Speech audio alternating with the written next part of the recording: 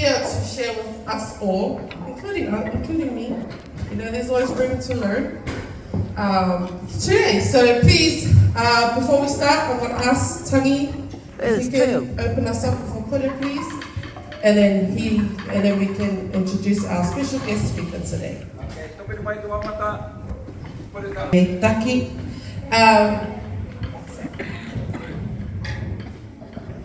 Yes, so as I mentioned, our special guest today will be covering our theory part of Cook Islands log drum today. She needs no introduction, but I'm going to ask the boys to drum roll for her now.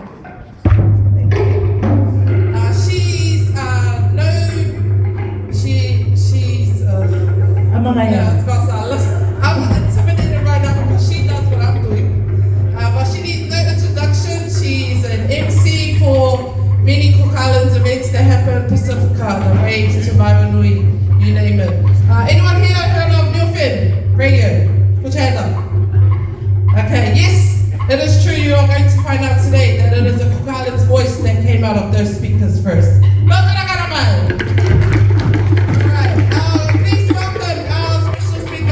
Our guest speaker today, Meitaki.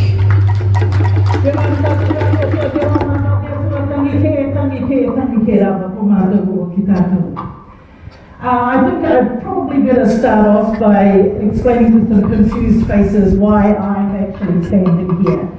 I work in Pacific Arts as an educator, and one of the things I do all year long is teach an introduction to drumming to school children. And so what that means is I'm not actually a master drummer. My level is like level below 1. But what I do is explain to you the theory behind the drumming.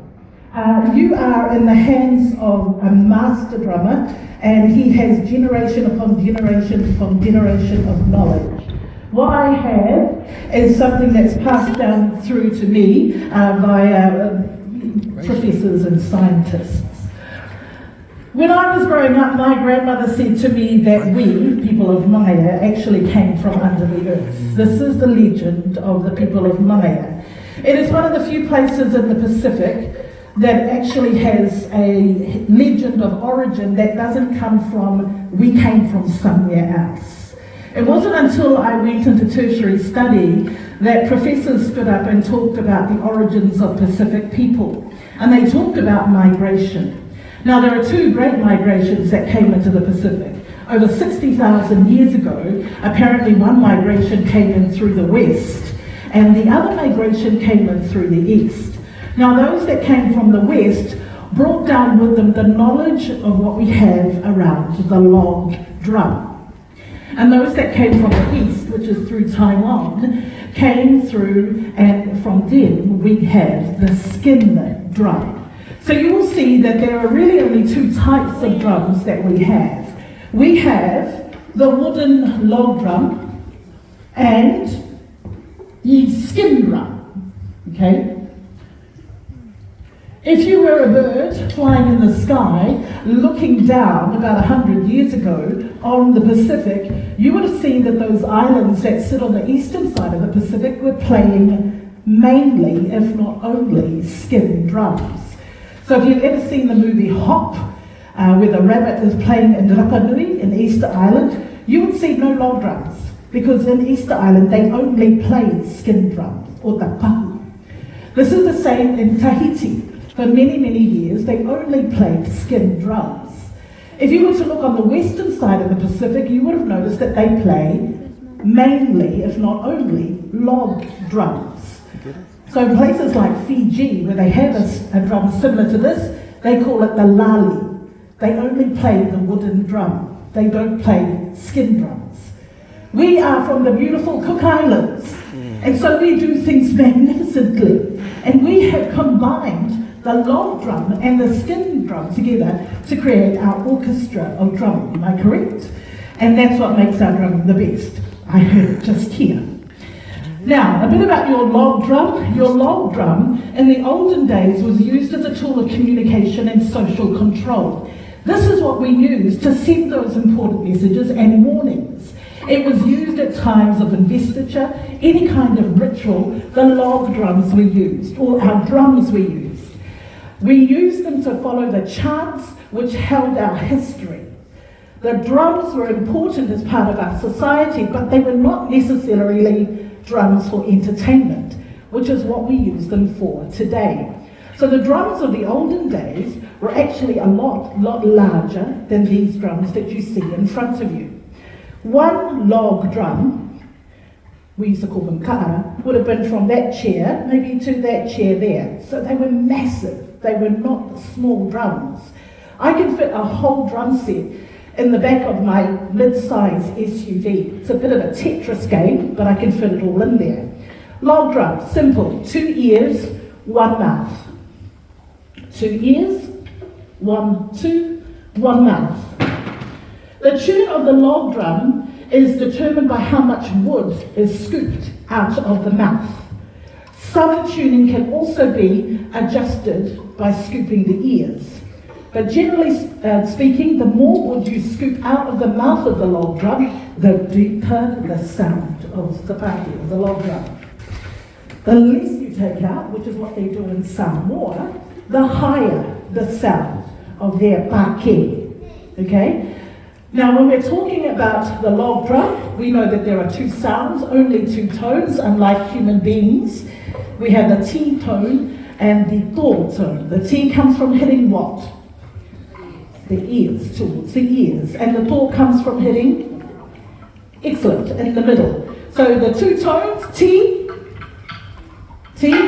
and to. Excellent.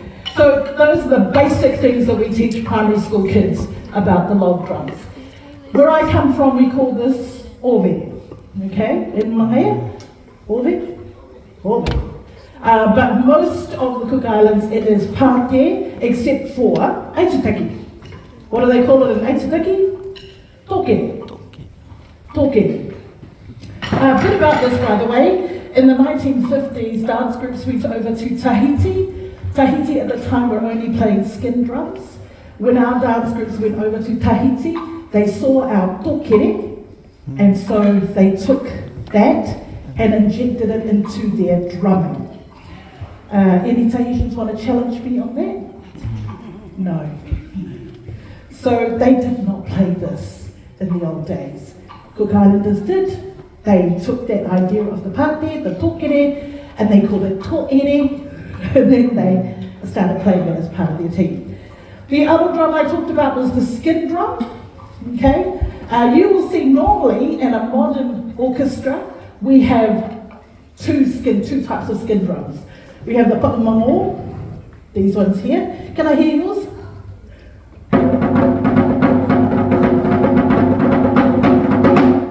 When I played mine, wow. We used to call it papamango because in the old days we used to use the skin of the mango, the shark. We still honour that history, that's why it's still called a papamango, but in modern times we don't use shark skin because only men are scared of shark and can't go and get some for us. So instead nowadays you will see that it's mainly using vinyl or canvas. That's great because we go to Mitre 10 with your bank card and you can always buy. The beautiful thing about entertainment drums that are made with this vinyl or this canvas is that we can travel with this around the world. If you travel with animal skin, you will be stopped by biosecurity. So you'll see more of the modern skin drums using canvas. You won't see so much the animal skin, although your drum master here says he still has one with cowhide, which creates a much nicer sound. So the sound that comes from the skin resonates more. The sound sort of travels out further. The ones that come with the canvas has a slightly different sound. I find that it's quite sharp and high. Papamangos don't all sound the same, okay? They can be stretched so that the tune is changed, but they are all usually called papamango. There are some islands that give them different names. The other skin drum that you will see in modern times is this one here. This is a modern introduction to Cook Islands drumming. I say modern because it's about 250 years ago that we saw these drums come into the Pacific. They came with the arrival of the European travellers. We tended to play the single skin drums, and that was done usually with our hands or with sticks. They were big, small, every size you could think of, but one skin only. When the European travellers came into the Pacific, they brought with them, of course, this kind of brass band, double-skinned drum. So what do? We're clever. We copycats, okay? And so we've injected that into our drumming, so that it's become part of our orchestra. Usually I teach kids that this drum sets the tempo. So if you've ever learned to play the piano, the metronome tells you how fast you should play. This usually sets the tempo. With the log drum, there are lots and lots of different parts, but that's something that your drum tutor can teach you. If you want to find out about what woods are used, then I will let you know this. In the southern part of the Cook Islands, we have soil, we have swamp, we have more trees. So our drums in the southern part of the Cook Islands will be larger and deeper sounding. When you go up to the northern part of the Cook Islands, they are atolls. They do not have as many trees. And they're certainly not going to cut down their trees willy-nilly just so that we can play some music. So when they do have log drums, they're usually a lot smaller, a lot skinnier, and the sound is a lot higher. One final thing that I'll add to this so that you can get into your drumming. Northern group drumming has a very military marching sound to it, from Puka Puka, Manihiki, Rakahanga, and I think in parts of Penrith. This is an influence that's come from the world wars.